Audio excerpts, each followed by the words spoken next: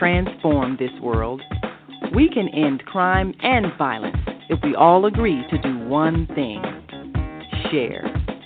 Let's share our wisdom, share our time, share our talents, share our finances, but most of all, let's share our love. This is the Female Solution.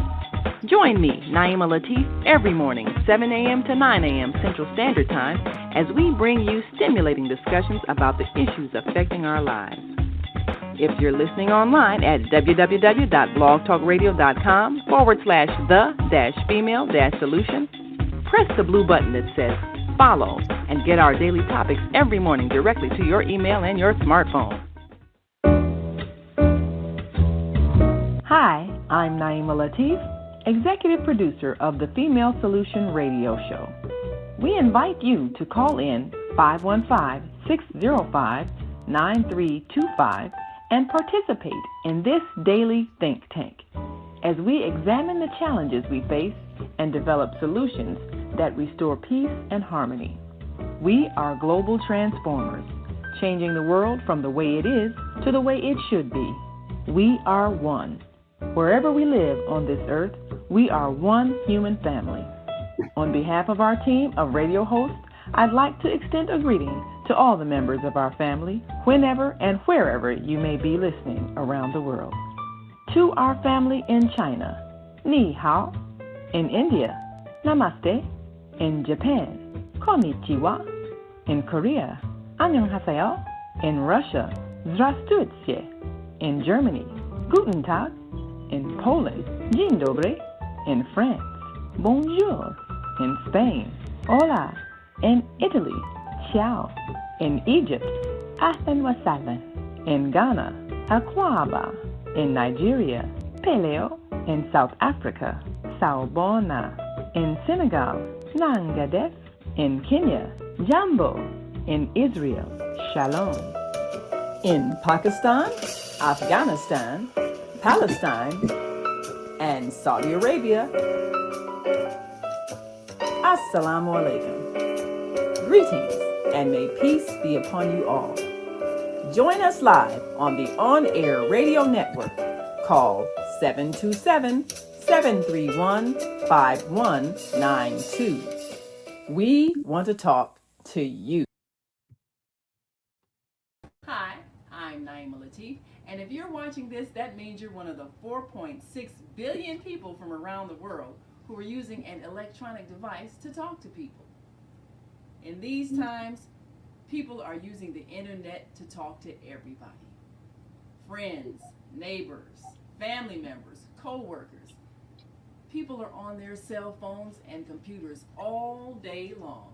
Now, if you're in business, that is great news.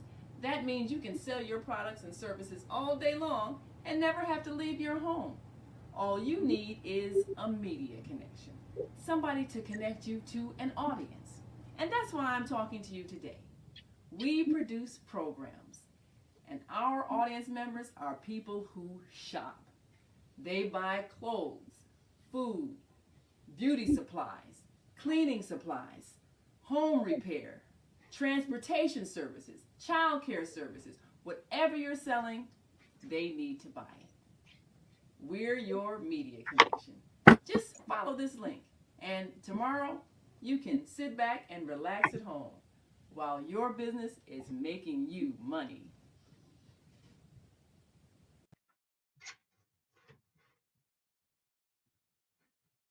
Grand Rising, and thank you all for joining us on this Wednesday edition of the Female Solution Global Radio TV show.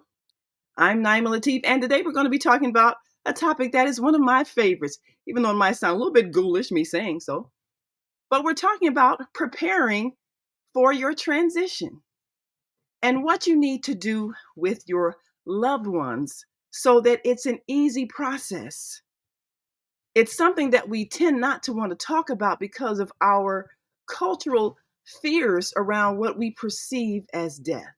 But not handling it causes more problems simply because if we don't prepare, we leave our loved ones in a mess. And this isn't what we want to do.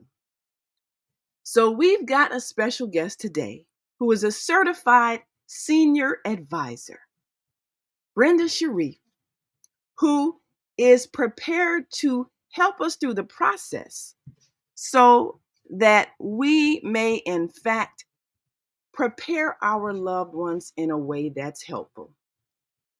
We're going to take a quick break and come back, and we'll be joined with our co-host Kareem Hamid and our American Muslim 360 family, and we want to hear from you.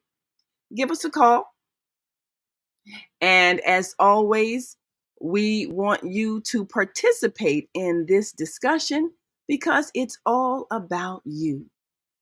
It's the process of preparing for that which is inevitable, our return from whence we came. And regardless of what you may believe, the fact is no one gets out of this physical life alive, as they say. Or maybe we do, but just in another form. So whatever it is, we need to prepare our loved ones for that process so that they are not steeped in chaos. So we'll be right back after this quick break. So we want you to stick and stay. Don't stray away. We'll be back with our guest, Brenda Sheriff, and our co-host, Kareem Hamid. So stay with us.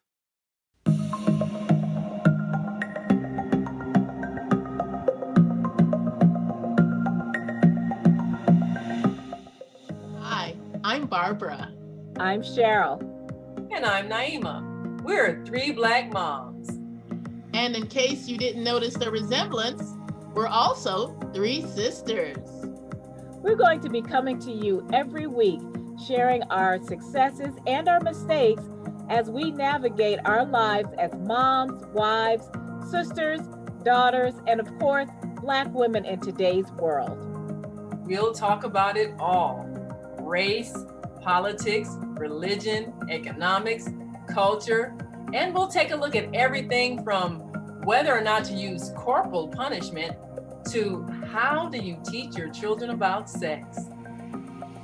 Look for our upcoming book, Growing Up Charles. It's a personal story about our lives growing up in Maple Park on Chicago's South Side. I'm Barbara. I'm Cheryl. And I'm Naima. We're three Black moms. Follow us on Facebook and subscribe to our YouTube channel, Three Black Moms.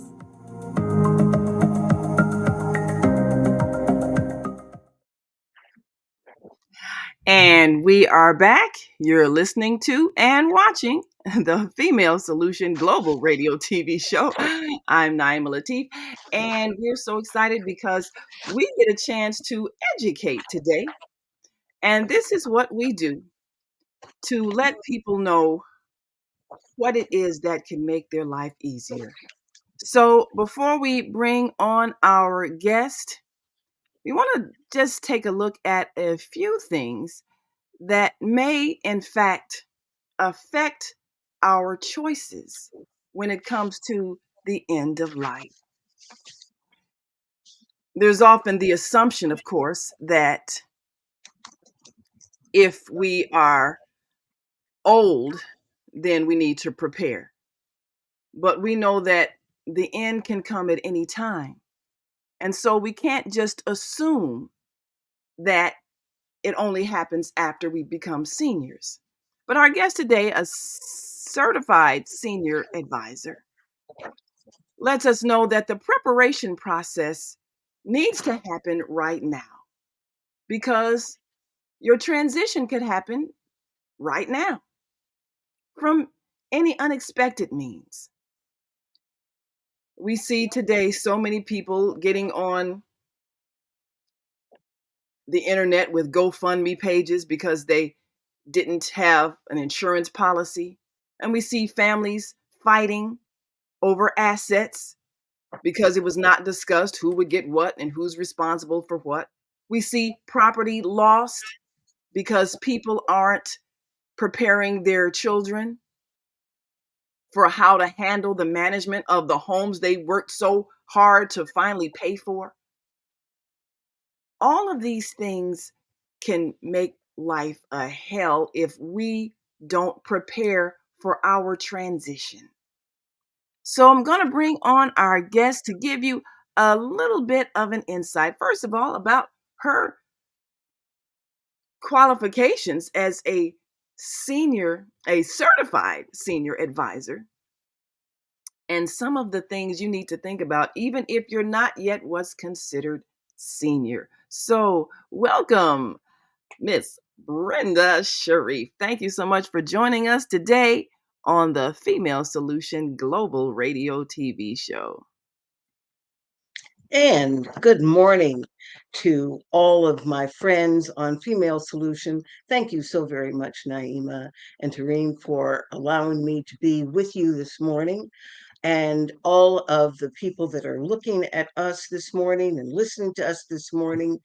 The topic that we're going to discuss today is something culturally we have a difficult time in addressing. But as you just said, no one gets out of life alive, and it is inevitable. And there's a old saying, you must plan. As they say, when you have failures, it's not because it's just a failure, but you failed to plan. And so we spend more time planning for vacations and for weddings and other life events, but we don't plan for that end of life. And it's not just if we look at it globally, we lose more money as a result of not planning in our community than anyone other than Black folks could ever take from us. We lose tens of millions of dollars every year to our community because of lack of planning. And so I am here to share with you those things that you may want to do, you may want to consider. And I have uh, for those of you that want to call in, I'm going to send you something to help you in that process. It's not fair to ask it's not fair to tell you something you need to do without helping you along. So that's what I plan to do. A little bit about my qualifications. I was widowed very young. My husband died when he was 44, and that's been 40 years ago. In fact, 44 years ago, to be exact. He died in 1980. And at that time, I was a young woman. Now I'm an old woman, but I was a young woman at that time, and we were ill prepared for him leaving. 44 is a very young age. And so that is what got me into the industry of helping prepare people. And uh, as they say, once burned, twice shy. I would not want any other person to have to go through what I went through of what you don't know. In our community, there's an adage that says, what you don't know can't hurt you. A la contraire. Everything that has ever hurt me in life has been because I didn't know. And scripture reminds us, for lack of knowledge, my people perish. Now that is a truth. So, in preparing, it is how do you protect your assets? How do you assure income is protected? And guess what? There's a tool. At one time, I was a certified financial planner. And as a certified financial planner, I help families to understand how to obtain, maintain, and sustain their wealth. And this is something that insurance does. Insurance is the Swiss Army knife of any family's financial planning. And that is what we're going to talk about today. Many of us have life insurance. That's good. And the life insurance generally prepares us if, in fact, there's a loss of income. Life insurance is also for the living. And why do I say life insurance is for the living?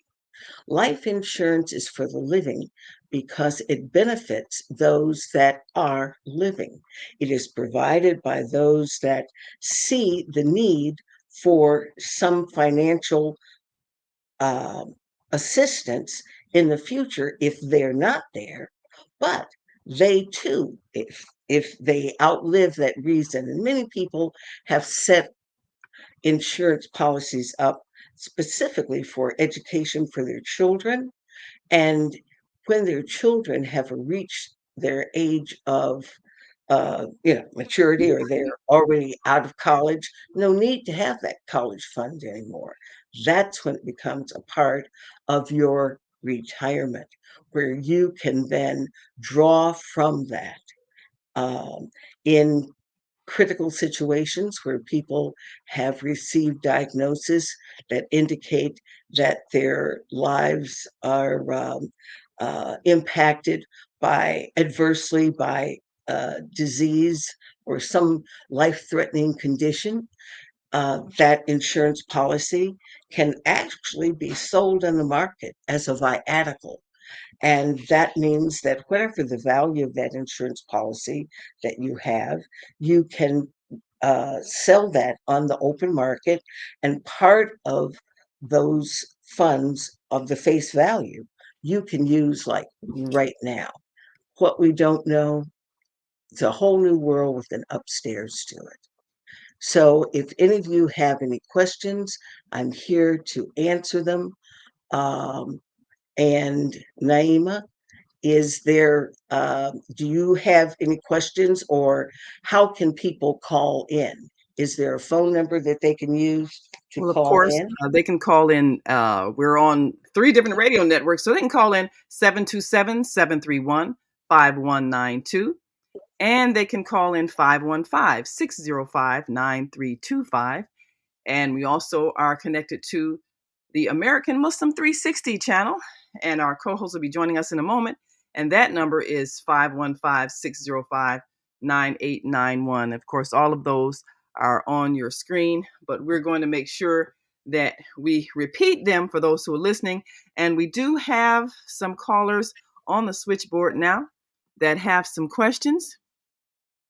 So we're going to give them an opportunity to ask a question, and then we'll take a break and bring in our co-host. One question I have before we get to our callers on the line: there are a lot of families who put off things like wills and so forth. They're afraid they can't afford a lawyer and all of that.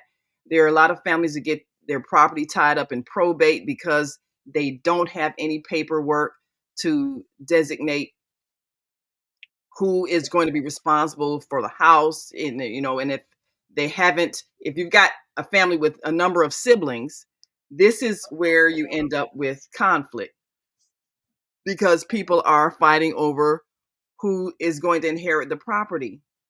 So when would you say people should have that discussion with their family? I know sometimes when you've got a senior that is going through Alzheimer's or some other mentally debilitating illness, they're not in a position to make decisions. I know wills often start out with, I being of sound mind and body do bequeath, blah, blah, blah, blah, whatever. But, they state that they're of sound mind. But when should we start having that conversation? Do we wait until our senior person is no longer of sound mind? Do we have that conversation as soon as we marry, as soon as we have a child, as soon as we have assets? When do we have that conversation with our family about what should happen after our transition? As soon as a person is legally responsible, and in the state of Illinois, that would be at 18. I have a goddaughter that just experienced the tragic death of her son. And we don't think of our children leaving before we do. However, it does happen. accidents happen, illnesses happen. And so it's not just old age. That is not that is not the reality. So soon as anyone has reached a age of maturity where the parents are no longer responsible for them, that is the appropriate time. There's a saying that says, now is the appropriate time. So whatever the now is, from 26 to 126 is now the appropriate time. And you mentioned something that is very, very important, Naima, and that is what happens when seniors get older and there is dementia that will set in, that they're no longer of sound mind. That is problematic. So the sooner, the better. And in our communities, we are disproportionately affected by everything. And dementia is one of those things that that disproportionately affects our community. And so we want to get uh, uh, POAs, um, which will allow both for medical as well as for the fiscal. So it's a physical, which would be the medical, which is, and POA, excuse me. I don't like people to use initials and you don't know what it is. POA is a power of attorney. And there are several types, but basically we're talking about a medical power of attorney, which means someone has responsibility. If you're not able to speak for yourself, you are empowering them to make decisions on your behalf. The other is a power of attorney that is for your physical, your excuse me, your fiscal uh, uh, information. That's your bank accounts, what to do with your property, cars, boats, whatever. That is a uh, power of attorney where you are in charge of that person's finances. These are very to work with several lawyers, one lawyer specific that we can help you draw up these documents and make it a lot easier should an episode occur. That makes sense. Well, let me take a caller before we take a break, and we're going to go to 773-483 and then 312-632. If we don't get to you before the break, we'll take you right after the break. 773-483. Grand Rising, thank you for joining us. Give us your name, where you're calling from, and your question or comment for our guest, Brenda Sheriff. Yes, good morning. This is Kofi James. Can you hear me? Yes, sir. Thank you so much for calling, Kofi James. And question for our guest regarding preparing your loved ones for your transition? Well, I used to work at Money Financial Life Insurance, so I do understand the need for that. I mean, there's a lot of situations where a lot of people don't like to share their financial information with their children because it sets off a different type of different type of relationship where you have children actually murdering their parents for for the financial benefit. One of the persons I met one time, he had his finances. He willed it to a charity, and the other half he willed it to his children. And they asked him, why did he do that? He said, because the charity is actually over my will, so my children will intercede and start a different type of relationship with me. So that's very important that you do have someone in position to control the will and not the family or the children, because that's when a lot of hostility happens. And You have to pick and choose. Okay, well, I'll choose my son or I'll choose my daughter. You're going to be the head over this wheel. You know what I mean? And so that's my question is, you mentioned that, but selecting a headship to rake out the wheel, to be in the head, so you won't have those collisions of family. That's a very good point. It's very hard. It's very hard in the Black community. The Black community is one of the most secretive, I call it agencies. Yes. Elders, there's so many secrets. When people die, you find out everything about them, and there's just so many secrets that we keep each other. We keep each other down.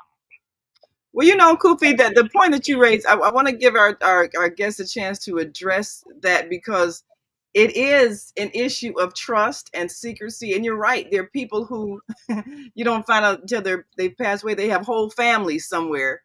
And that creates such a mess. People won't talk about things. They won't tell you even things like what kind of insurance policies they have. Again, like you said, the reality, out of fear and distrust. So, Brenda, where does that come from culturally? Why are we, first of all, distrusting of family members, and second of all, what do we do when we've got sibling rivalry that extends into adulthood, where if you put one child as an executor, then that's going to create resentment to the other child, and then you have these lifelong feuds. I've seen it happen in families that I thought never would have fallen apart. How do we address the trust factors? Well, trust is something that is earned. And in the earning of that trust, I hear what you're saying, and I do know that there are these horror stories that we hear all the time. But trust is something earned. So if you are a mama, a daddy, a sister, or a brother, you need to work on your relationships. And we often have these books on building relationships in the business world. We really need to work on building our relationships among our family, our immediate family, our extended family, our neighborhood family. We need to work on building relationships where trust is there. And how do you do that? There used to be an old adage that said, it takes a friend to have a friend, you've got to be a friend. So you have to begin trusting other people so that they then know that they can trust you. Your children, you have to know that let your children know that you trust them. And that is something that is individual, relationship by relationship. And if we really want to get to a spiritual perspective, in all thy ways you would acknowledge the God in me, salutes and acknowledges the God in you. Yes, yeah, I agree. And for parents who are another question I had is, what if you sat down with your children and told them what they were going to get, the stakes that they were going to get, and actually, this is a real good question, I think. Actually, how are you going to remember me if I pass? That's a good question. And that, I think that's a yes. When I get to you, that's developing that trust. What would you do to acknowledge me? We're gonna take a quick break, but when we come back, we're gonna have our guests answer that, because that's something that perhaps families should do. Have that one-on-one discussion with each of their children, so that you can get a gauge of maybe what you've planted in them. We'll be right back. We're gonna take a quick break, and if you're listening online and want to join this conversation, you can give us a call, 515-605 9325 and press 1. And of course, if you join us on our on-air radio network, call in 727-731-5192 because we want to talk to you. And we'll be right back after this quick break. So stick and stay. Don't stray away. We'll be back in just one moment. So stay with us. Hi, this is John Alexander. And I'm Naima Latif. Meet people like you who are making a positive difference in the world. Big difference. Watch us every day on The Media Connection at www.youtube.com/The Media Connection TV. YouTube it. We'll see you soon. Hi, I'm Naima Latif. And if you're watching this, that means you're one of the 4.6 billion people from around the world who are using an electronic device to talk to people. In these times, people are using the internet to talk to everybody. Friends, neighbors, family members, co-workers. People are on their cell phones and computers all day long. Now, if you're in business, that is great news. That means you can sell your products and services all day long and never have to leave your home. All you need is a media connection, somebody to connect you to an audience. And that's why I'm talking to you today. We produce programs, and our audience members are people who shop. They buy clothes, food, beauty supplies, cleaning supplies, home repair, transportation services, child care services. Whatever you're selling, they need to buy it. We're your media connection. Just follow this link, and tomorrow you can sit back and relax at home while your business is making you money. Do you want to live in a world without war? Join our global peace movement. Heavenly Culture World Peace Restoration of Life transcends culture, religion, ideology, and other boundaries to achieve peaceful harmony in the global society. HWPL is committed to bringing world peace and cessation of war through peaceful dialogue between religious groups. I am Director Shin-Suk Kim of the HWPL Chicago branch of North America. Join us for our next gathering. Call 773-580-1501 and be a part of the movement for world peace. Email us at chicagohwpl@gmail.com. Oh man, I sent the monthly sun bill today. This sunlight is really expensive, especially during this season. I'll probably have to work overtime to pay it. Well, you better pay it on time. We don't want the sun to go out and we're sitting up here all day in the dark. Wouldn't it be terrible if God charged us for sunlight? Well, thank God, the light and heat from the sun is free. So why are we paying such high bills for the energy we use in our homes? Because we don't know how to use solar energy, the free energy from the sun. You can convert your regular home to a solar energy home and save tremendously on your electric bill.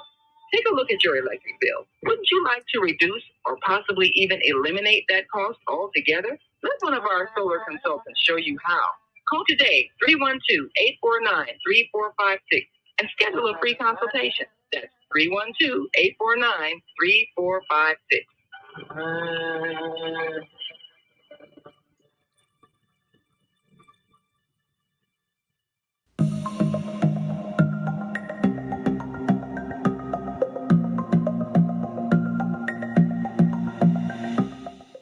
Hi, I'm Barbara. I'm Cheryl. And I'm Naima. We're three Black moms. And in case you didn't notice the resemblance, we're also three sisters.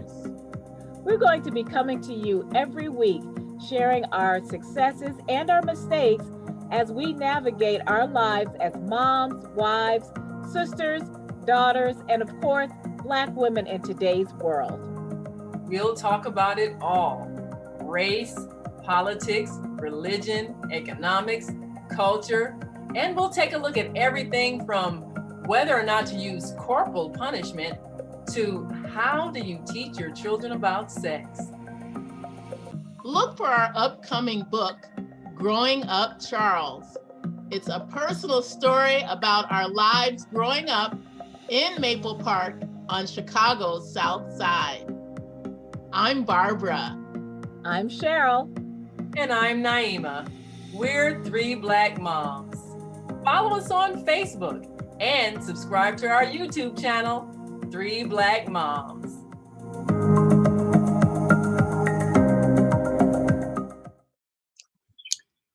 And we are back. You're listening to and watching the Female Solution Global Radio TV show.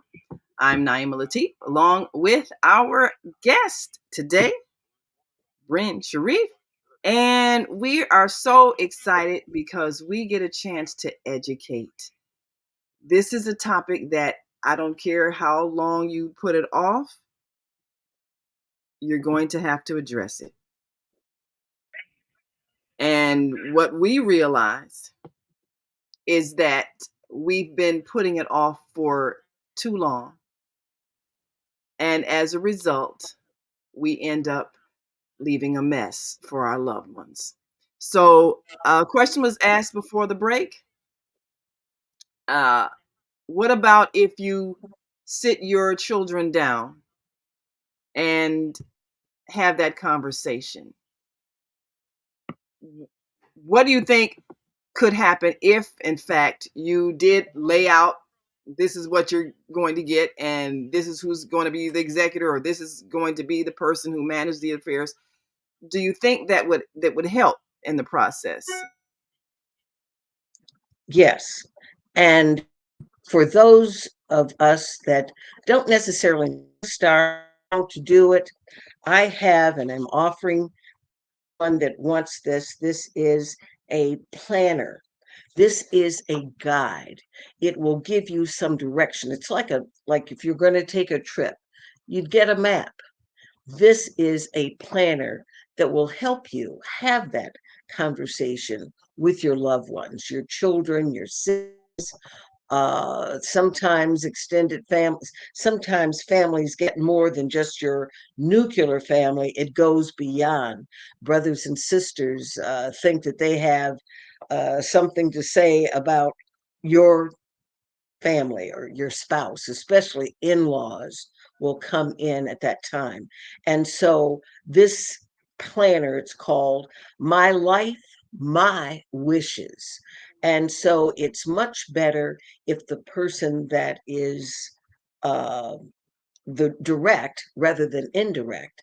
And sometimes that happens, that indirect happens if there is dementia or there's a sudden death or there's a uh, an illness that impacts someone that they may not be able to make those decisions for themselves. I think people in using this guide for planning for not only just their funeral, but also planning for the disposition of their assets. Who's going to manage these? And the reason that this is very important, and I want all of my brothers and sisters to hear this, please hear this. We lose tens of millions of dollars every year due to lack of planning. There are people that have worked hard for fiscal assets, their homes, their cars, land, uh, businesses that do not have a plan, a succession plan in place. Is a travesty. We can stop this right now. On this weekend, bring your family together. Have that talk. It's not necessarily an easy talk. It's not something that we want to do, but it is something that we have to do. It's almost like the cartoon things that they say, you got to eat your spinach. You've got to eat your spinach. You've got to do those things that may not be pleasant, but essential. Is Kufi still with us? Let's see. I believe he is. Let me see. Okay. And that was because I wanted, Oh. he was asking how, when, and that kind of thing. So I'm hoping that that addressed his question.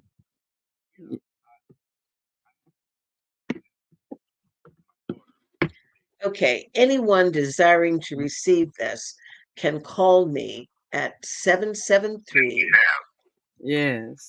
819 And she, 1700. Oh, yes. Oh, yeah, he was yes, say that again. He was yeah, saying that my he's going daughter, through this right now. yeah, I was telling my daughter about the family land that we have. And she's like, I don't care about that. I don't need that. You know? So it lets you know that she's not the one who will executive that. You know, maybe she's a little young now at 18. 18 may not be the age to tell someone about what they're going to inherit. If they're not mature enough, maybe I'll try again in a couple of years.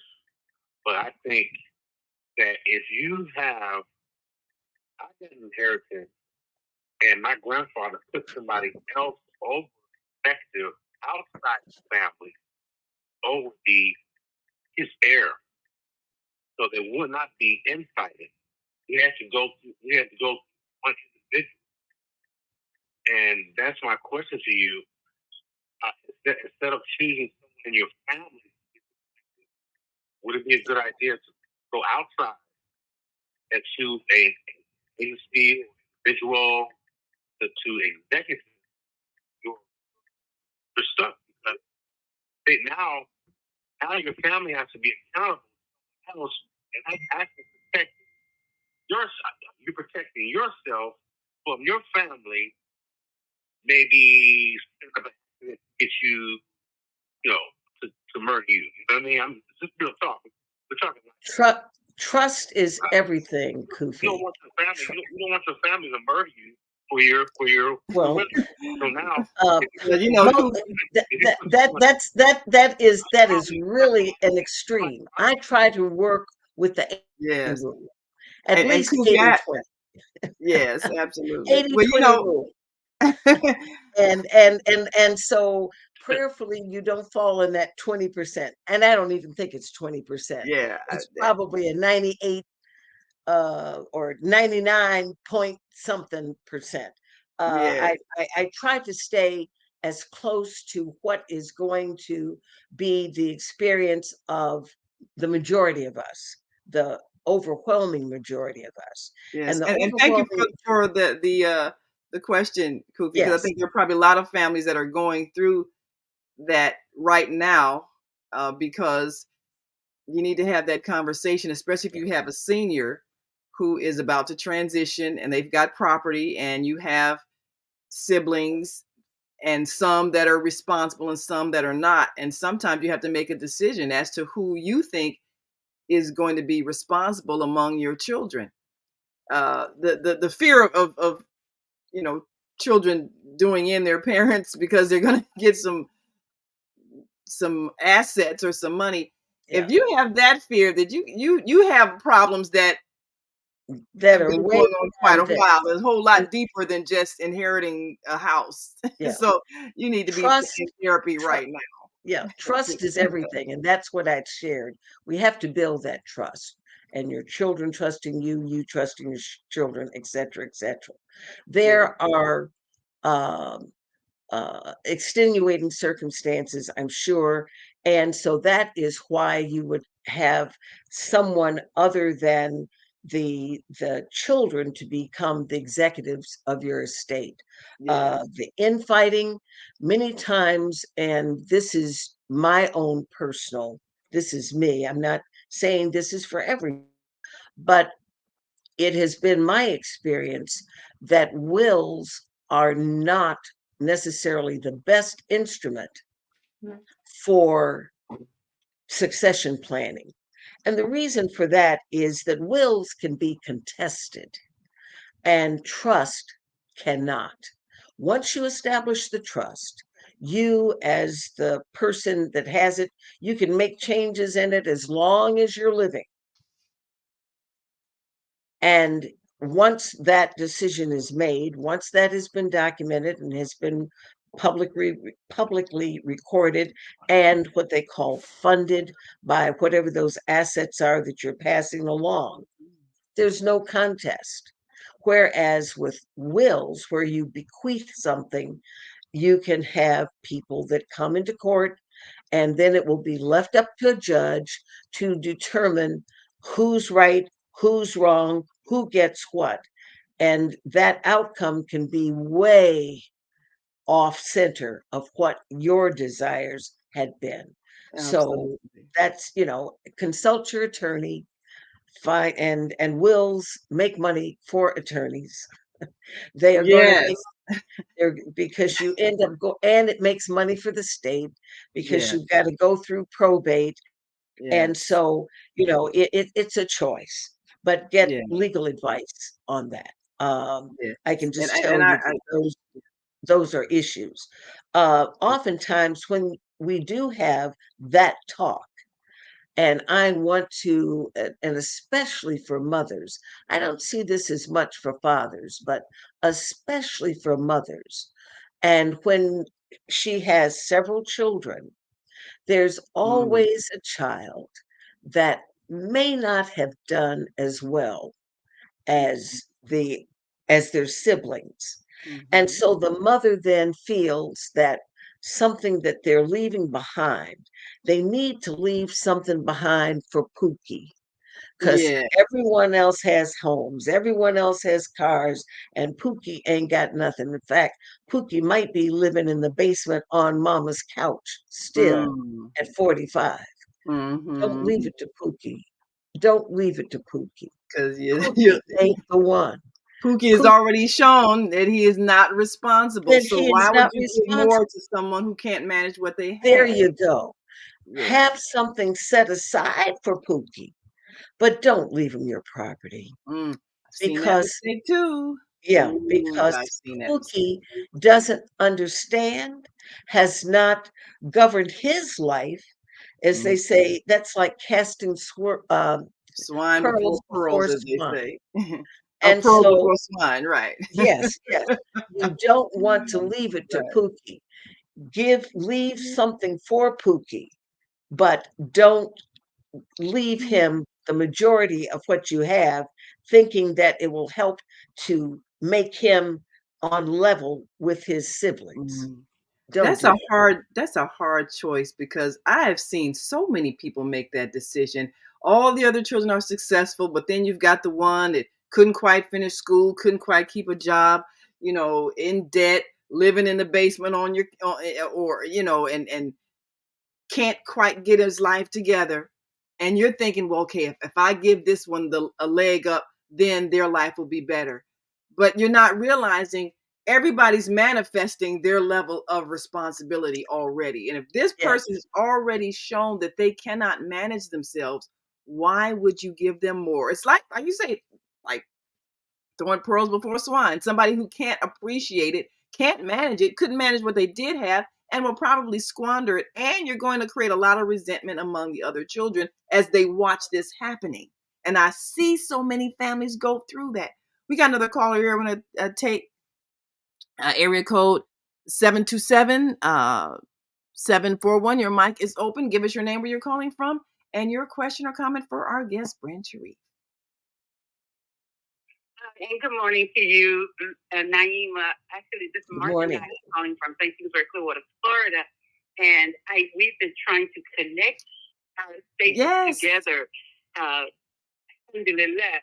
So that's my purpose of calling, because I was going back and forth, so I did not get to appreciate the entire message.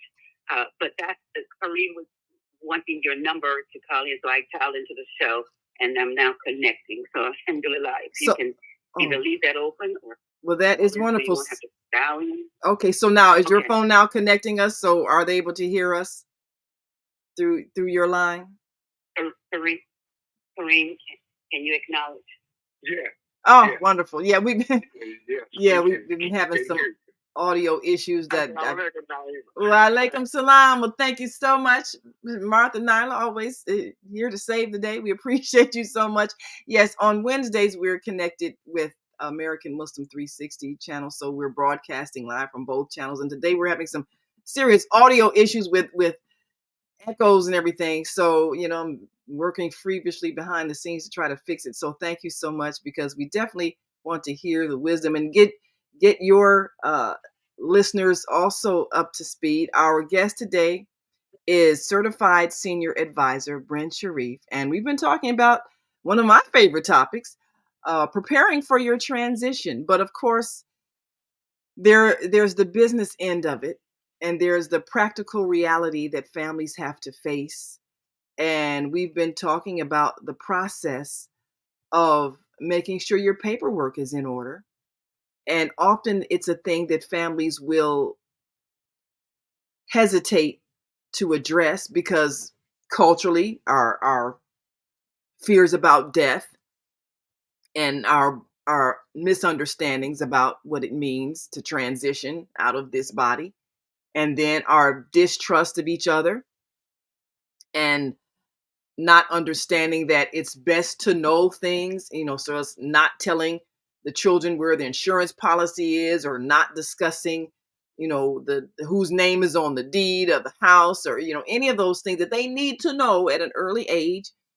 And then parents sometimes make the mistake of pitting their children against each other, maybe unknowingly. But if you've got sibling rivalry going on since childhood, and you've allowed it to fester and grow into adulthood, it's going to be very difficult to do the thing that our guest just advised, which is to sit down with your children and have that conversation and actually prepare them so that they understand what's going to happen and what you would like to happen, not just with your assets, but the whole process of who's going to be responsible for handling the business of your transition, and who's going to be responsible for managing the property that you have, and how it's going to be divided.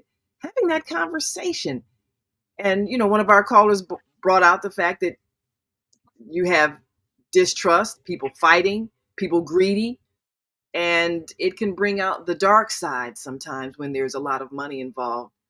It's an interesting. I'm going to tell you a story a little later on about a family that was fighting over the assets. But that's been the conversation. And certainly, if you've got listeners on the line that want to chime in or ask questions, we'll welcome their input. And we want people after this show to feel comfortable in having that conversation, because it's necessary. If you don't have it, then you're asking your family to descend into chaos when you transition, and it can create wounds that never heal. I've seen it happen. And so we want people to be prepared. Be ye ever so prepared. You never know the day or the hour. And so it not only is this planning for that great getting up day in the morning time, meaning when we actually transition, but we need to be prepared. The truth of the matter is, many of us are going to live and need to have some type of help, some type of assistance. Uh, Naima and I both have mothers that are aged, and those are those times when who is going to take care of you? How is that provision going to be done?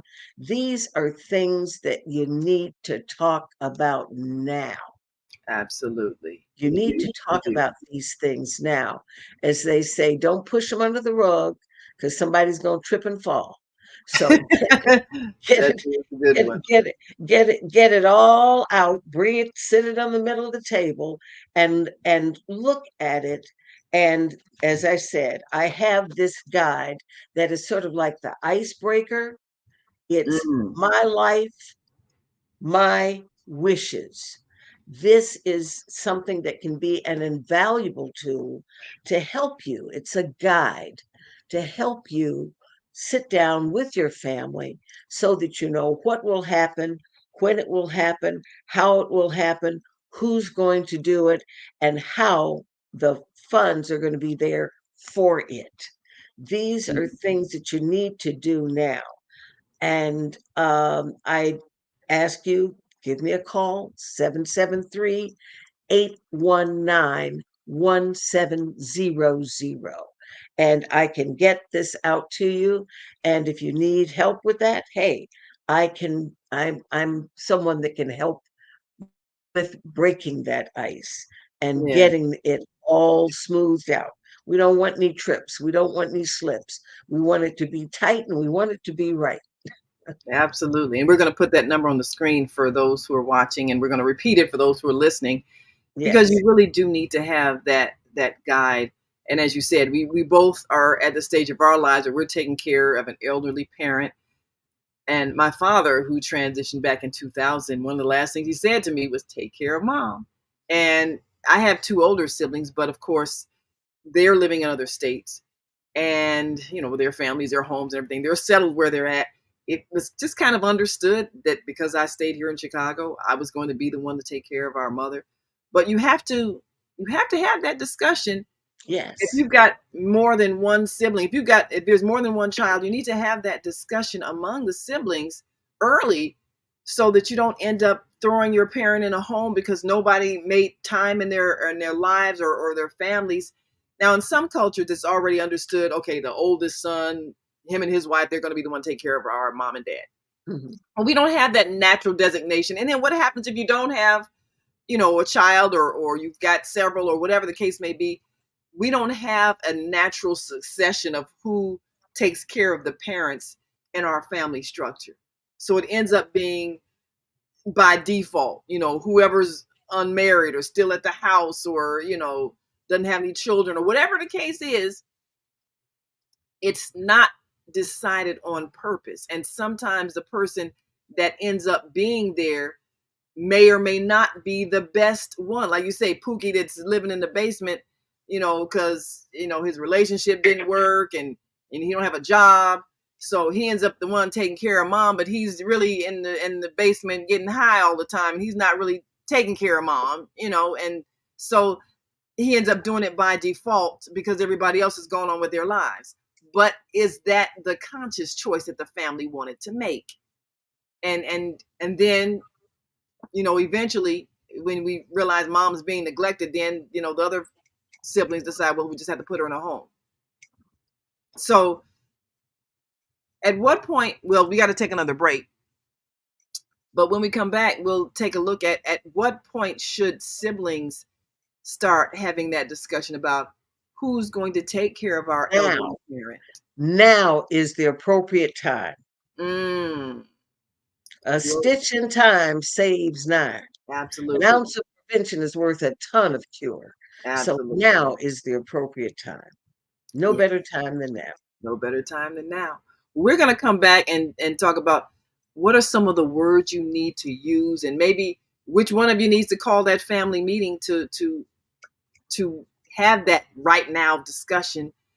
Especially, you want to do it before someone is ill, before there's a problem. You want to already know, once, like you're saying, when you reach adulthood, 18, you need to start having those discussions about who's going to be responsible for our parents when they reach that age where they need help.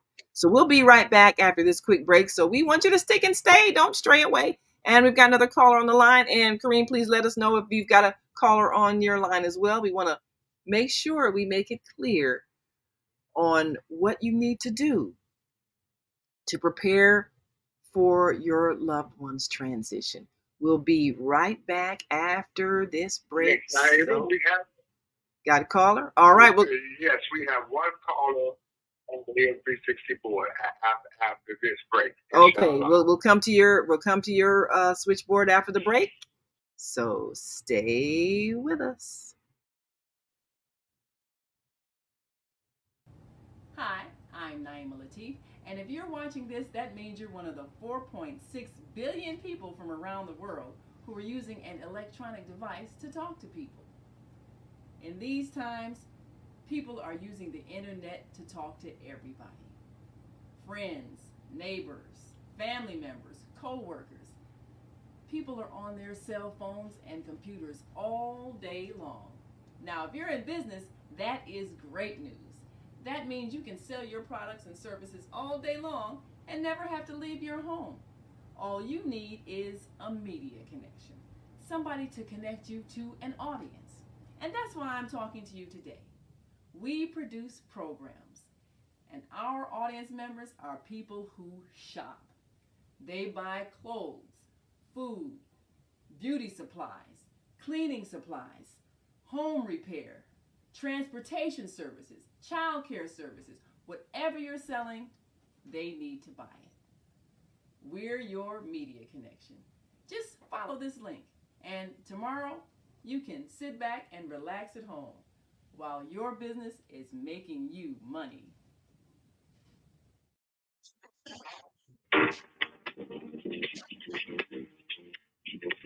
Is Monday morning a struggle to get out of bed into the swing of things? Well, don't worry, you are not alone. Join us for thought-provoking, stimulating, and mindful conversations on higher learning with Zelda Speaks for your Monday morning mindfulness session on Blog Talk Radio, The Female Solution, Mondays, 7:30 until 9 a.m. Be sure and send your ideas, thoughts, comments, and suggestions. Also, if you'd like to be a guest on the show, visit ZeldaSpeaks.com and send us your info. We'd love to have you. Experience mindfulness moments with the mindfulness / stress relief coach, Zelda Speaks. And thanks for sharing the mindfulness moment tip of the day. Stay on purpose, stay empowered, and stay tuned to your next session of mindfulness on higher learning with Zelda Speaks. Make it a mindful day. And thanks for listening.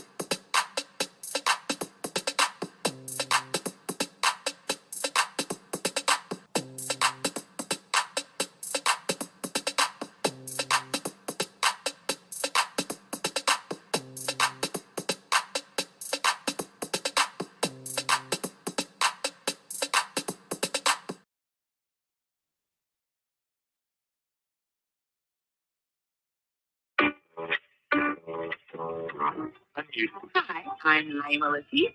Join me and my co-host Kareem Hamid every Wednesday morning, 7 a.m. to 9 a.m. on the Female Solution Radio Show, as we explore that relationship that is the foundation for our society, the relationship between men and women, husbands and wives. Join our discussion as we seek to repair broken family ties and rebuild our community. Listen online at www.blogtalkradio.com/the-female-solution. Call in and comment 515-605-9325. Press 1 to speak to our host. Or you can join us live on Facebook at www.facebook.com/the-female-solution. And we are back. You're listening to and watching the Female Solution Global Radio TV show. Sorry. Sorry. And as always, we appreciate your participation. Call in 515-605-9325 or 515-605-9891. We've got callers on the AM 360 line. So we'll go to that switchboard and then we'll come back and take 312-632 after that. So go right ahead with your caller. Okay. 706-627. You say your name and where you're calling from. Assalamu alaikum. This is Brother Muhammad from the Apostle Muhammad by the way of Columbus, Georgia. And I pray a lot of short minutes that I'm going to be here that I won't get interrupted because this is such a beautiful, serious topic. In a family, using the example, they decide with the family, the mother and father is of a Christian. The kids haven't found their way yet. And then you have one who's a Muslim, and then you have two more maybe who are just still haven't found their way yet. And one of the parents is about to depart from here by Allah's permission, and wants to have this family meeting. You open the family meeting up first by let them know that they know what each and every one of their kids are doing that has been revealed to them. And the responsibility of who's going to be the executor of the family, when the father is talking now, he said, when I leave what's in my will, not your mother's will, but my will, what I want to leave to the family and how it be taken care of, I'm basing it according to what I believe is best for my family. And so I want it to be honored that way. Then when everybody look at their own level of understanding based upon their belief or whatever it might be, they should be able to say, I am able to do this, I am able to do that, because what I believe will restrict me to certain things, I can't take the responsibility of that. But I will be a supporter of it, of whoever is left in charge to some of the major things that you're going to leave to us to manage and carry on as a family legacy. Now, if there's a Muslim in that family, that Muslim family member knows this much, that every human being on this earth, Almighty God Allah has left them the understanding of inheritance. Because we inherit the earth. And we have to defend this inheritance against Satan, who's going to use people. He's going to use people to interfere with their responsibility of making sure everyone gets freedom, justice, equality, and fairness in all of their affairs with each other if they come to a consensus on it. So the Muslim child knows, okay, my father wants this, blah, blah. As he go down the list, the Muslim child should be trying his or her best to explain the limitations that might be on them according to the Quran and how they cannot do this, they can't do not this. Because we've been told not to try to monitor or direct people's affairs that's in their belief, or we're not going to let them do that to us. Because Allah said, obey those in authority over you, as we all know, even if it's your parents. He said, don't obey them. But keep up the kinship, keep up the responsibility to the things that keep you together as a family. So, May I say something here? You're looking at someone that lived through this. I was in a mixed marriage. I happen to be a Christian, and during like Ramadan and the high holy holidays of the Islamic faith, I did hold our household. However, when my husband died, many in his family were not a part of, they had not found their way, let me just put it that way. And they did not understand and did not want to do that. So being my husband had a cerebral hemorrhage, and it was just gone at 44. And I was young at the time, and he was like, 14 years my senior.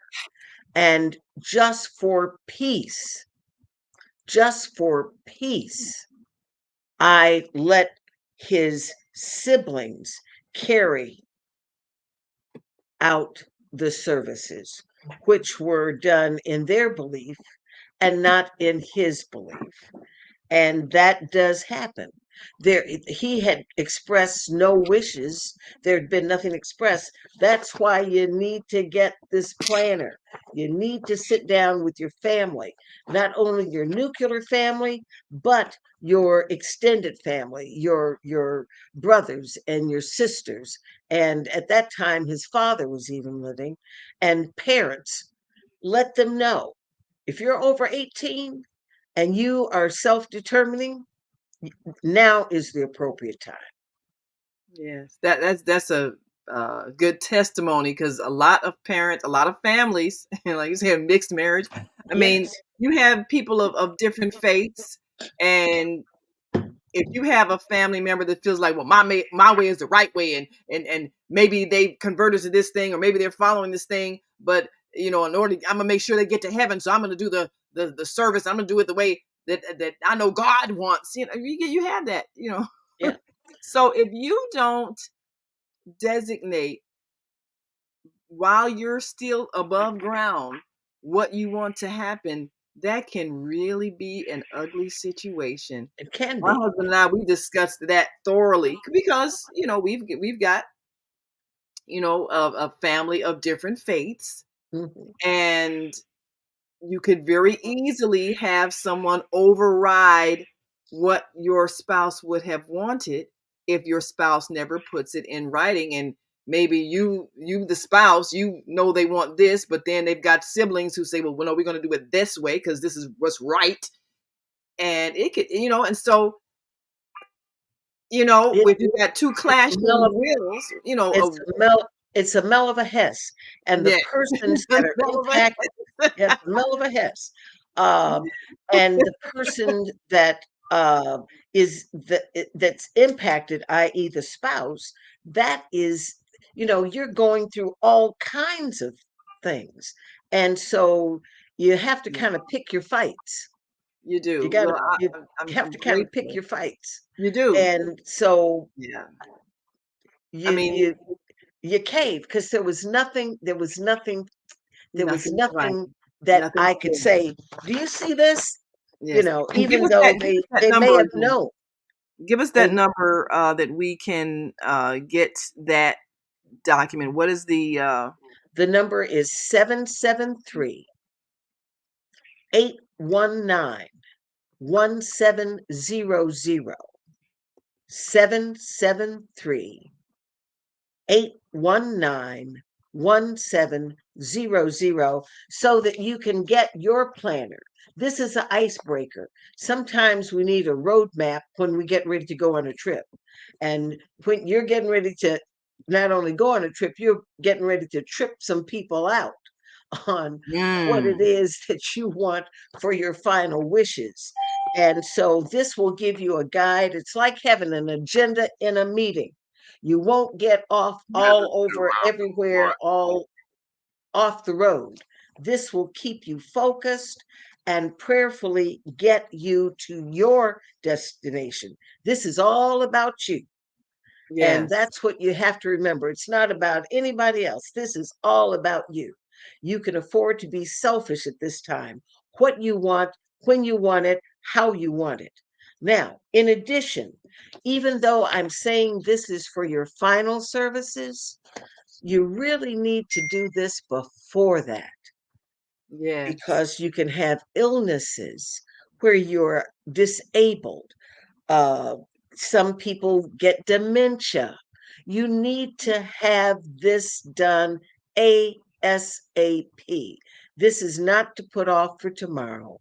And you can always change it. That's why they say they put erasers on pencils so that you can Yes. erase out what Mine. you put down. You can change your mind, but at least have something established.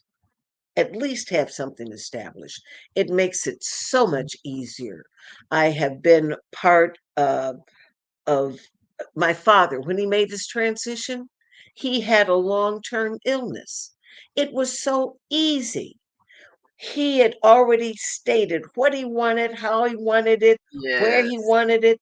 And it made it, even though we were grieving, it was so much easier because we didn't have to guess. We Yes. knew. Right. My father did the same thing before Yeah. the last time he went into the hospital. He sat down with me, this whole big book of all of his documents Yeah. and Yeah. everything, what Yeah. he wanted, one of the military flag because he'd been a veteran, all of that. So when you do that, I mean, you really are relieving your family of a certain amount of grief because they don't have to squabble over what you And want or get what stress. you want. It's already It's done. stress. You remove the stress. And Yes. that's the greatest gift you can give to your family. Take away the stress of planning your funeral and carrying out your wishes. Make it known early so that there's no doubt. And let your family know where your documents are, your life insurance policies, your your somebody should have access to your bank accounts.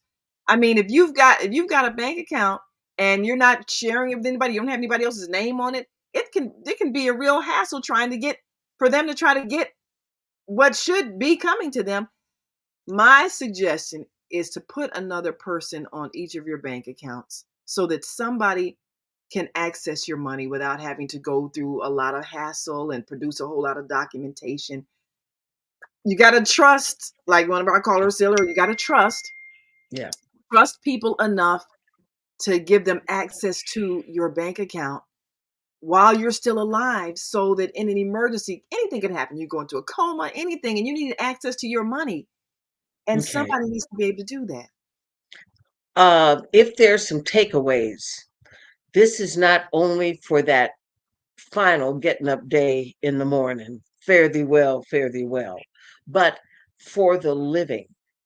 Yeah, Accidents do happen. they do happen. And so you need to have two power of attorneys, Mm, or you just as one.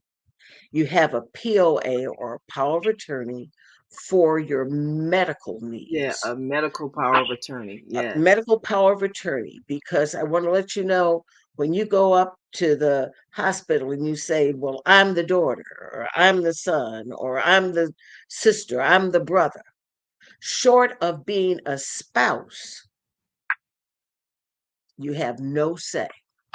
You So know, anyone out there that is unmarried and they've got a brother, sister, or a close friend, or whatever, forget it. Without that power of attorney, you are not going to be allowed to make those medical decisions. So you need to get a power of attorney, and it needs to be registered. You know who their doctor is, take it to them so you know, like right now, so they know. Okay, that's a power of attorney. That's number one. Be ye ever so prepared. Number two, you need a power of attorney for your finances, for your assets, yeah, and that must be publicly registered. You need yes. to publicly register that. So, uh, and some banks will not necessarily go to the public records, but you're on record. It did Hmm. happen. This was an express wish, and it's called being open and notorious. You have Yeah. told the world, this is my desire. Hmm. Take the power of attorney to any of your banks. Send the power of attorney to any of the stock broker companies that you have.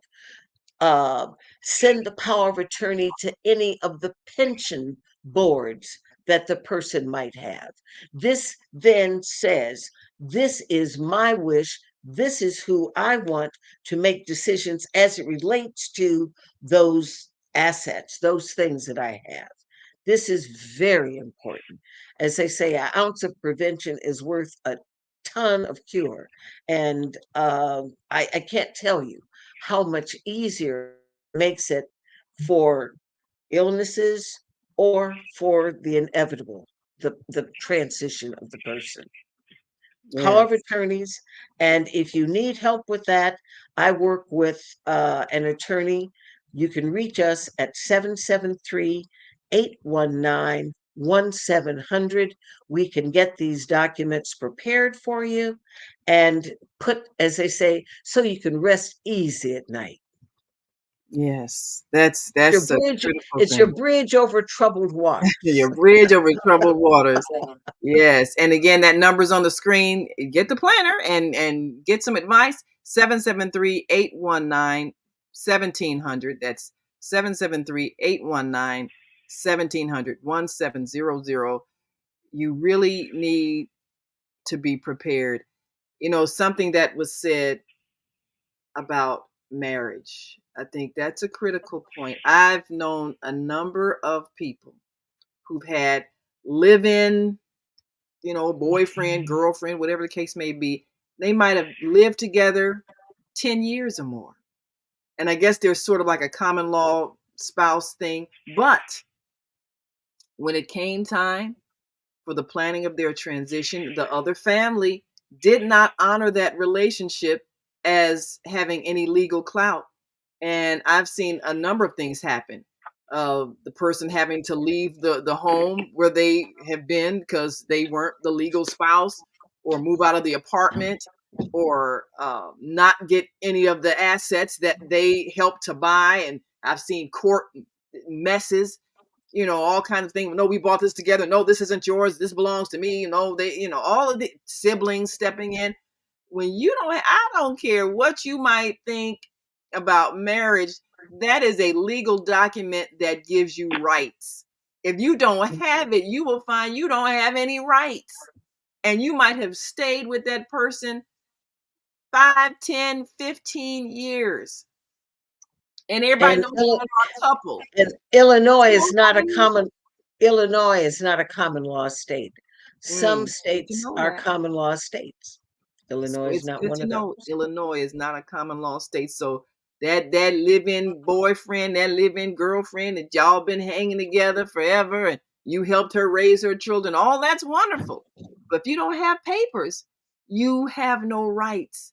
And if her family decides, if she transitions and you feel like, well, I've been the daddy, but you have no papers, you can't even decide, especially if, and that's another thing, if you have minor children, you need to have things. Let me talk about that.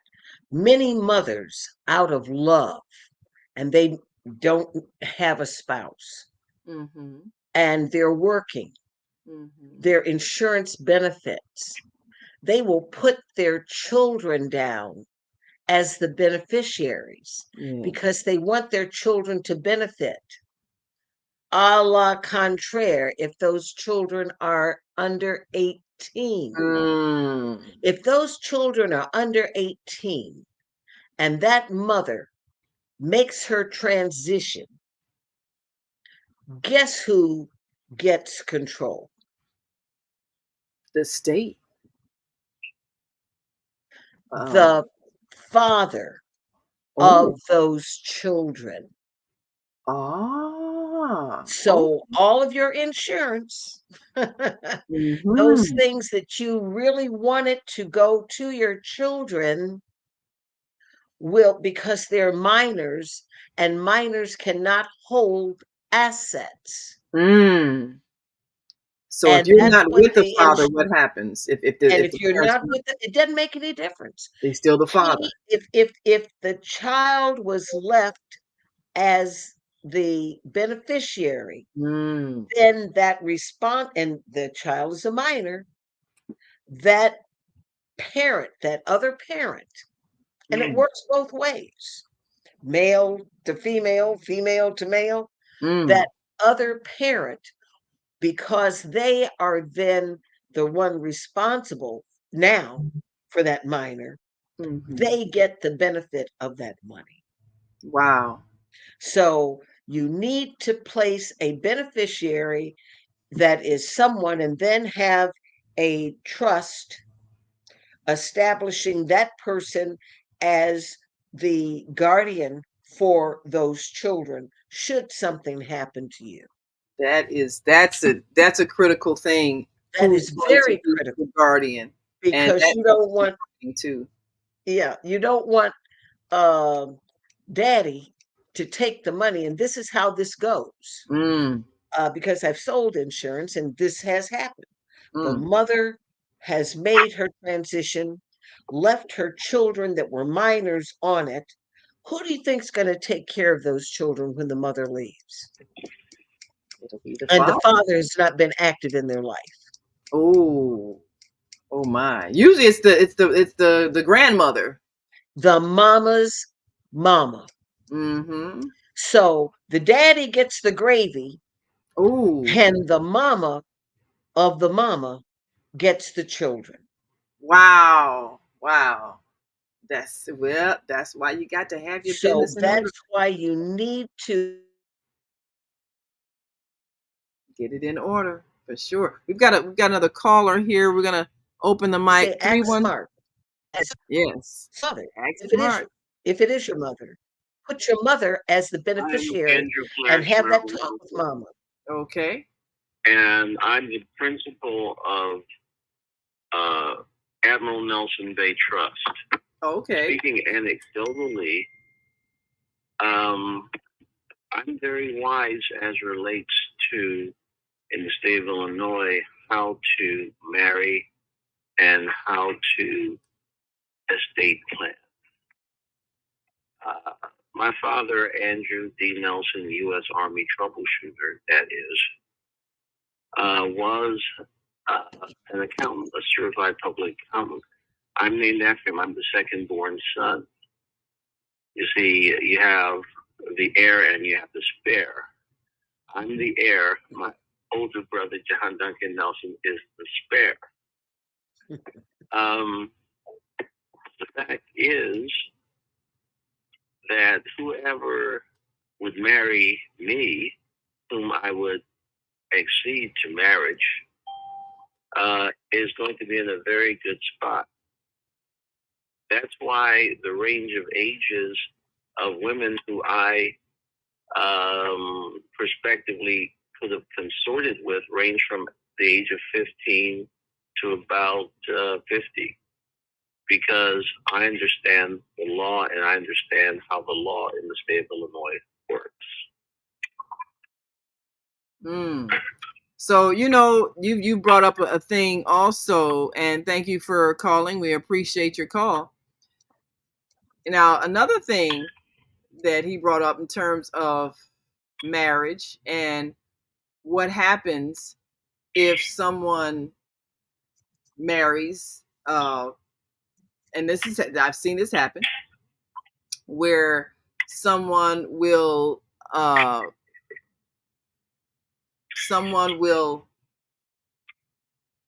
they might be of middle age and they've got older children, and then they marry someone who's younger, and maybe an ex-wife is no longer of childbearing age, but then they have a younger wife who has children. And so you literally have two families, and and I actually experienced this, because I was the wife that my husband married after his children had basically were already grown. So you have one family with one wife, and then you have another family with another wife, and that's a whole nother set of connections to family. How do people make sure that there are not issues between the new family that's been started and the other family when it comes to division of assets? Because you have an ex and you have a current and you have a younger child, perhaps that even might be a minor. So how does and there are many family situations like that. Put it on how do you make sure paper. that there's not a conflict Put it. between You can't assure that there will not be conflict, because there may be emotions there based on why that person now has another young family.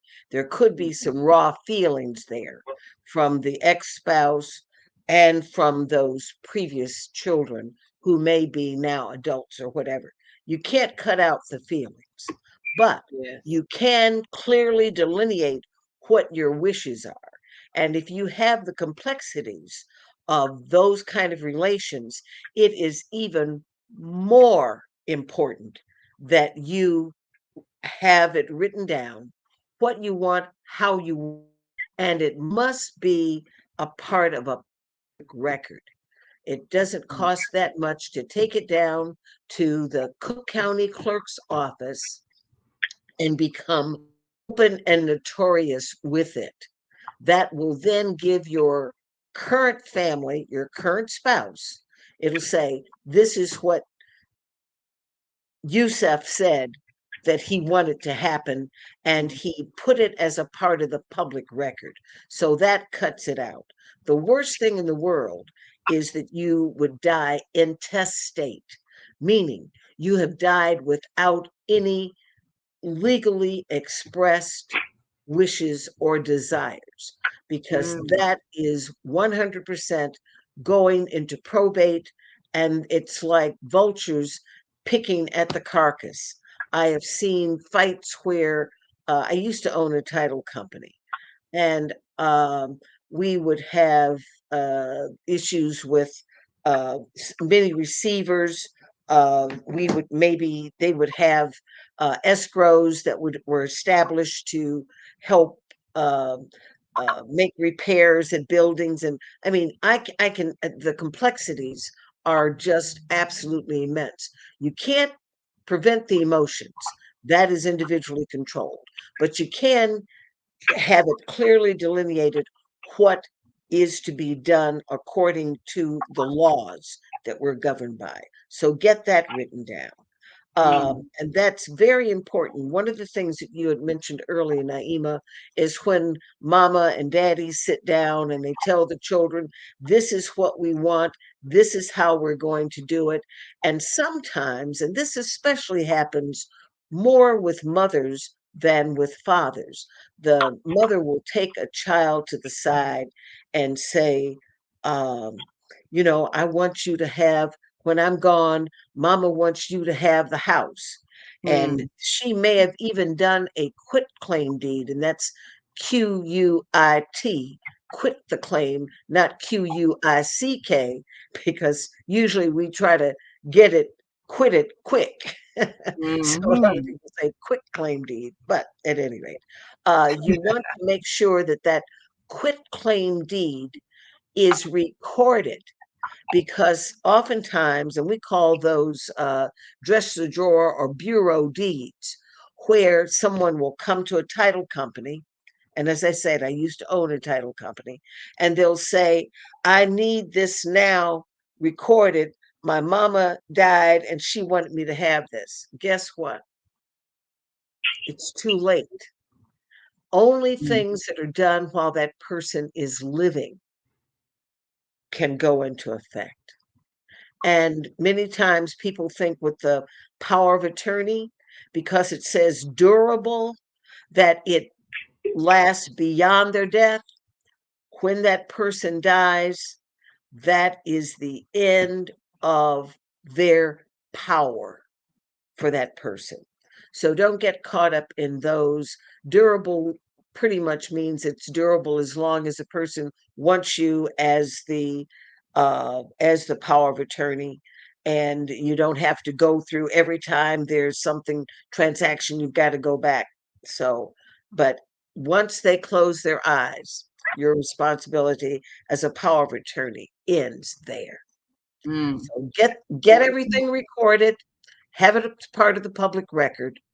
When you sit down and you make that plan your work and work your plan. And Your that work will and work your take plan. some of the grief out of your bereavement. That makes sense. Well, we're going to take one last break, and we've got another couple of callers on the line. And Kareem, let us know if you've got comments, or if you've got some callers on the line. When we come back, you're listening to and watching the Female Solution Global Radio TV show. I'm Naima Latif, along with our co-host Kareem Hamid and our American Muslim 360 family. And we've got some callers on the on-air radio network line. We're going to come to you after the break as well. We're talking to Brenda Sheriff, who is a certified senior advisor, and we're taking a look at how are you preparing your loved ones for your transition. It is coming, so be prepared. We'll be right back after this last break, so stick and stay. Don't stray away. We'll be back after this message, so stay with us.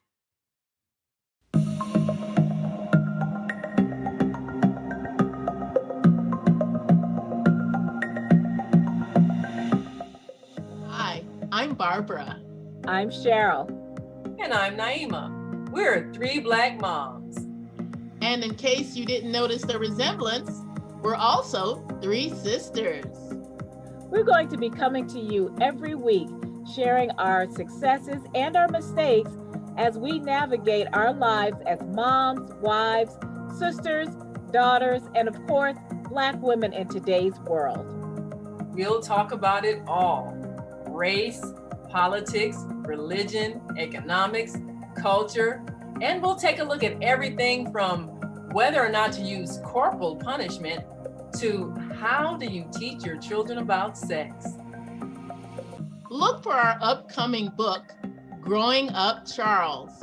It's a personal story about our lives growing up in Maple Park on Chicago's South Side. I'm Barbara. I'm Cheryl. And I'm Naima. We're three Black moms. Follow us on Facebook and subscribe to our YouTube channel, Three Black Moms.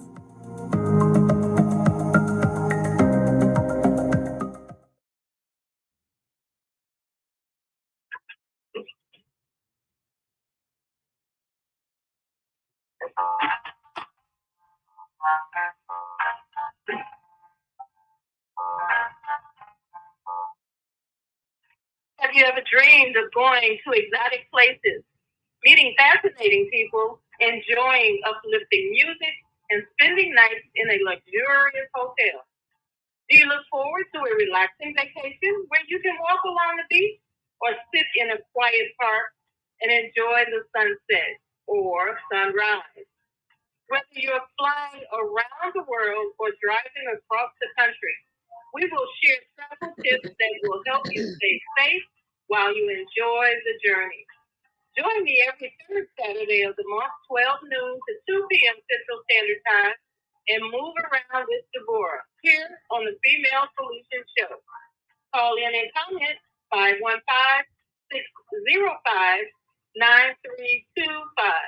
and press 1 to speak.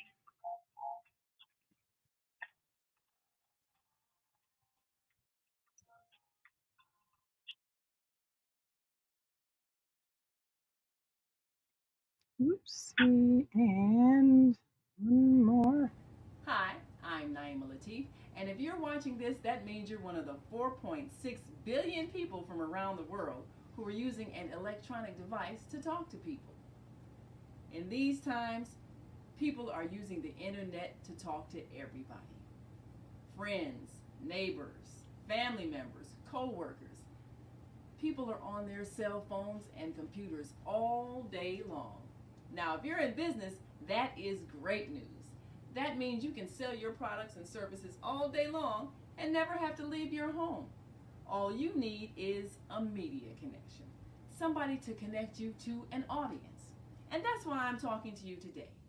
We produce programs, and our audience members are people who shop. They buy clothes, food, beauty supplies, cleaning supplies, home repair, transportation services, child care services. Whatever you're selling, they need to buy it. We're your media connection. Just follow this link, and tomorrow you can sit back and relax at home while your business is making you money. And we've got one more message for you today. So we want you to listen in.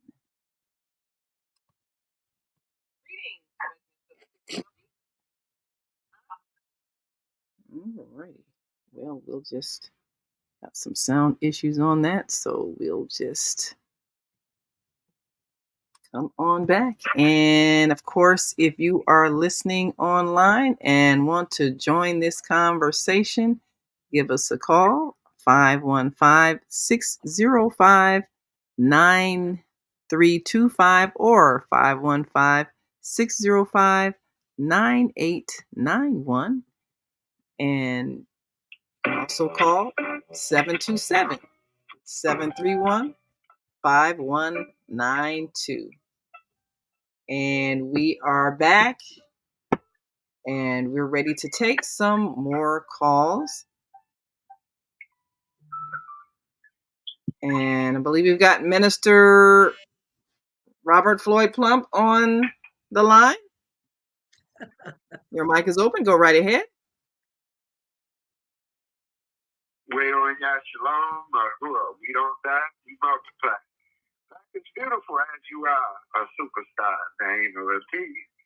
And assalamu alaikum to family. Wa alaikum salam. We appreciate you as always. So, Minister Plump, I know you've got grown children and everything. Have you had that conversation with them about your wishes for your transition? And if so, how did that conversation go? Well, thank you, Naima. I appreciate you. You know, I'm a black historical.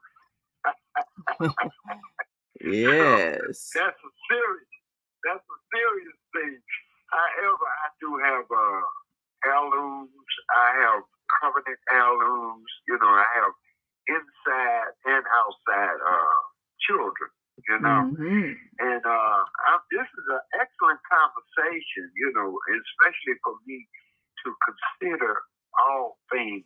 You know what I mean? Yeah. In the eyes of God, and everything must be, you know, in a God respect as well as family, and also, you know, in the community, because I have heirlooms in all dimensions. You see, in my position as I would say a community activist and president of nonprofit and for-profit organizations. So, you know, it's like anointed, appointed, and chosen leadership in all different even capacities or positions. And it's a tough decision, but I'm glad that you all having this discussion, especially in Happy Black History Month. Yes, you know, Happy Black History Month. Happy Savings Day. Happy Savings Day. I'm on my way to Savings Day. You know, my trip is already paid, round trip.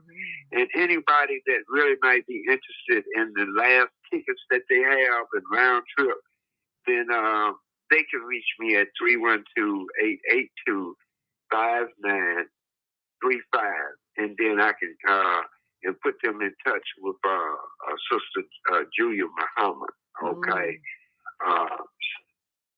Yes, and you know, you glad, like you say, as they say, trouble don't last always. It don't last always. And like you say, you're a historian, and you have probably a lot of artifacts, a lot of valuable things that you would want your family members to take care of. Do you have? I know you've got your Plump Foundation. Do you have it designated how that's to be handled when you're gone?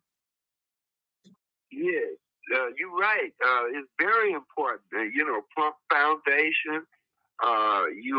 We have the Harold Washington Foundation, as well as we have the People's Marching Corporation. So we got it like and Honey Jam Music Incorporation. I even owns my brother Stanley Rich Martin's you know, estate. So it's a lot. You know what I mean? Yeah. But it all. I'm so glad y'all having this. It's all important. You see what I mean? The most important thing I got from the day's message and lesson is to write it down. Right. You know what I mean? and then have witnesses, okay, to the facts. You know, unfortunately, you know, a lot of things, and most things, even when the Honorable Elijah Muhammad departed, he didn't have it all written down in place. He had some of the things. You see what I mean? Even Mayor Washington did not have what they call a will. So it's important to have a will. It's important to have, you know, estate planning. And all of this was very well, I would say, brought out today, with making me think even more. And the most important way to think is PMA, positive mental attitude. Absolutely. And then know who's who and what is what and what you really want to do. Absolutely. And if you write it down, no one can dispute that. So you all, I thank God for the female solution. Well, thank you, Minister Plump. We appreciate you so much. We're going to see if we can get a couple of more calls before we go, but thank you so much, Minister Plump, because you brought out a point, and you know, something that he said that I want to address also. You have people who have businesses, who have organizations, who have, you know, other people that they're responsible for. How complicated does it get if you transition and you say have a company or have, you know, an organization? Maybe you've got employees or people that are on your staff. They're responsible for certain things. How important is it for those kinds of people to make sure, say, their job doesn't end because somebody who's head of a company or head of an organization that employs them transitions? You know, is there a way to put in place safeguards so that all the people that you're responsible for are protected? Yes. And that goes into what succession planning in both personal and in business. Um, the issue that Minister Plump just brought up is very, very critical. Many of you that are from the Chicagoland area can remember the building at 7801 South Cottage. It was a wonderful office building. And unfortunately, when the Honorable Elijah Muhammad made his transition, there was a question that whether or not it was owned by the minister direct, or if it was owned by the nation. Yeah. And an attorney, Rufus Cook, kept it up and or had it in a tax-free situation because he said it belonged to the nation. But then it was said no, it was not. And so you know that it was vacant. You know, it went into disrepair. And even though there was a group that wanted to buy it, I was a part of that group that wanted to buy it. There was infighting among the people in the community, with the nation, with A.R. Leak Funeral Home, and the unit that I represented. And the alderman, in her parting shot as she left office, had it torn down. That was a travesty. That was a building that was unlike any other building on the South Side. It had underground parking. It was a state-of-the-art building when it was made, and it had a unique construction where they call it the facades could come off. We could have changed the look of the building, the way the genius of the architect that did that. And people don't know this, two of Muhammad Ali's cars were in the basement parking lot Wow. of that building. And the company that raised the building said, why did they tear this building down? Wow. It was in wonderful structural shape. It was a steel beam building that could have, if the zoning would have allowed, could have gone up 7 stories, but they had to stop where it was because the zoning would not allow it to be over 4 stories. Mm. And so the guy that tore down the building got those 2 cars that had once belonged to the champ. He said Wow. that was worth, they didn't have to pay him, just give him the cars. Wow. And Yeah, that those are the things that happen when you have not planned your work right. and had someone to work your plan. Absolutely. That's just one of That's many definitely that's a historic succession. that's a historic example of what Yes, happens when things are not put in writing, and yes. you have a lot of people that are connected to an organization. So let me see. We've got several callers here. We're going to take you in this order: 706-202, and then 813-646, and then another caller on the on-air network going to come to you after that. So make sure you remember that other people are waiting to speak. And 706-202, I believe that's Baba Kwame, I believe. Grand Rising. Assalamu alaikum, Sister Naima, and yes, I am honored that somebody is finally putting our lives in order. Yes. Because in order to continue, you have to know how. And my mother just transitioned, and the thing that we did was we had all the things in order, not to resuscitate because that's why we took her off life support. So the insurance policies that were made out to each individual child, the cremation policy that she had so she could be cremated in that part. And she did not want a service, and she did not want, to write an obituary. But there's a thing that I have a friend that I met in Texas. She runs a business. This is what she does, is write obituaries. And she said is because we need to start writing our obituaries, because who better tells your life story than you? And you're having that constantly updated when you do certain achievements in your life in order to have that. But the other part is that when you're filling out a death certificate, and luckily I was there with my sister and my brother, is because they're going to ask you what was the maiden name of the person, the deceased's parent. And a lot of people don't know what the maiden name was of their grandparent.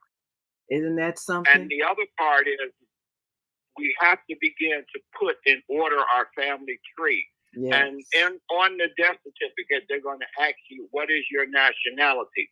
My mother had descended from Shawnee Indians, our great-great-grandmother, and the other grandmothers were Native.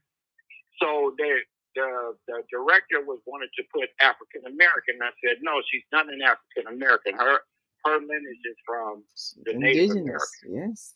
Because these are archives that we will go in to identify ourselves. We got to know where we come from to know where we're going.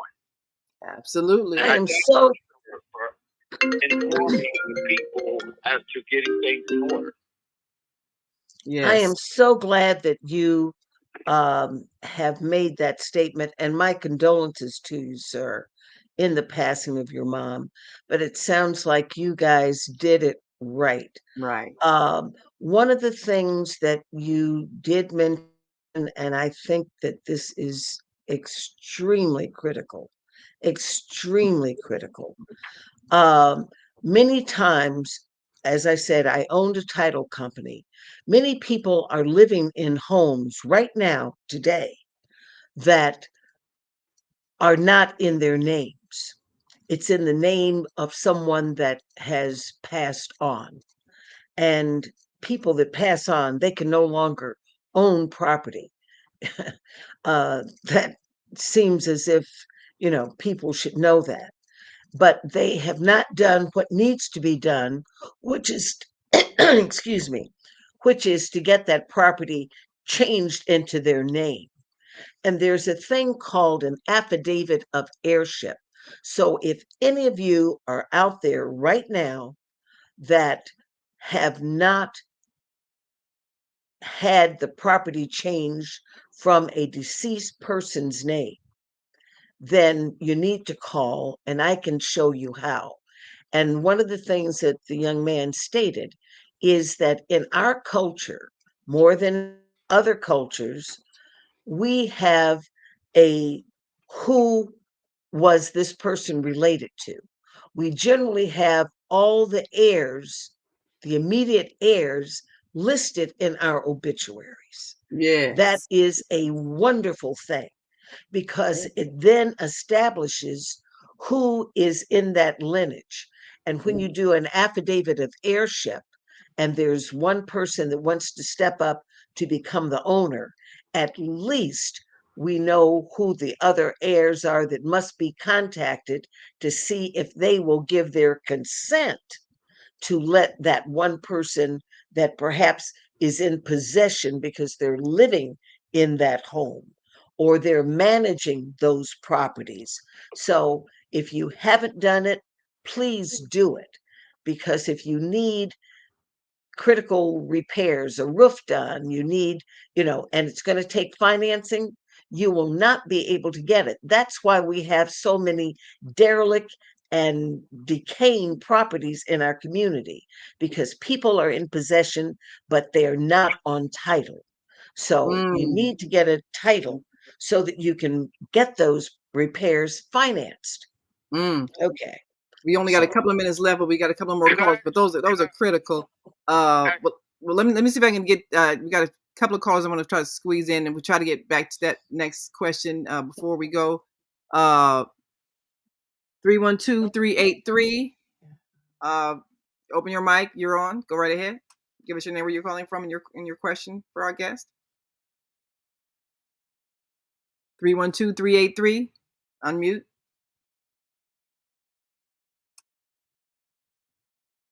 312-383. Okay. No question. Just been great. Okay. All right. Thanks so much. All right. And 813-646. Got about 30 seconds for your question. Go right ahead. Yeah, just real quick. My mother passed like 4 years ago with no written instructions and had like a 7-figure estate left on a couple property. So what I did, me and a cousin, because it's in a distant city from where I'm at, basically I started a school. Oh. That family members educate them on the law, how to make repairs. And we have like little brief meetings, just me and my cousin, every day of the year for the last 4 years, going on 5 years. So I figured the best way to pass it on from generation to generation, set up a school within the family to educate people, and then 90 seconds. Reserves, repairs, all that's taken care of. So that's how I am my plane there. All right. Well, thanks so much. And that was L.A. Davis from Florida. And before we go, Baba Kwame, you had one last question? Yeah, that was in LA kind of asking that because we have some property, some land down there that our grandfather owned. And the part of it is we're trying to see, because we've been contacted and saying that this is a family tree. And they're trying to buy the property from it.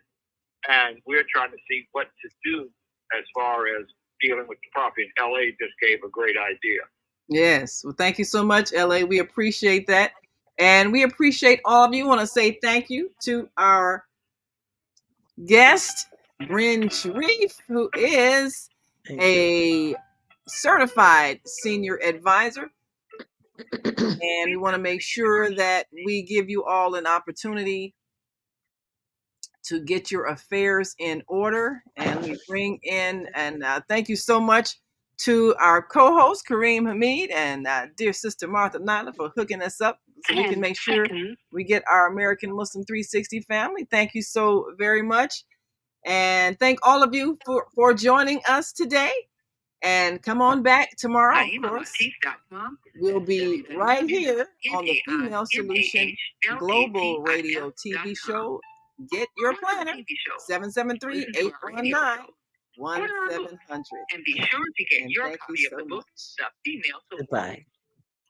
On behalf of our team of radio hosts, I'd like to thank all of you who participated in today's Join us tomorrow for Shop And to with our Zoe global family, right here on the listening Female from all Solution around the Global world, Radio TV show. we say thank you. To our family in China, Shosei, India, Zanzibar, Japan, Mexico, Korea, Kamsahamnida, Russia, Spasiba, Germany, Danke, Poland, Dziękuję, Merci, Spain, Gracias, Italy, Gracias, Egypt, Shukra, Ghana, Nadasi, Nigeria, Eshe, South Africa, Gabon, Senegal, Yere, Kenya, Asante, Israel, Toda, Pakistan, Shukriya, Afghanistan, Tashakkur, Saudi Arabia, Shukran. Salam alaikum wa rahmatullahi wa barakatuh. Thank you. And may peace be upon you and the mercy of God and God.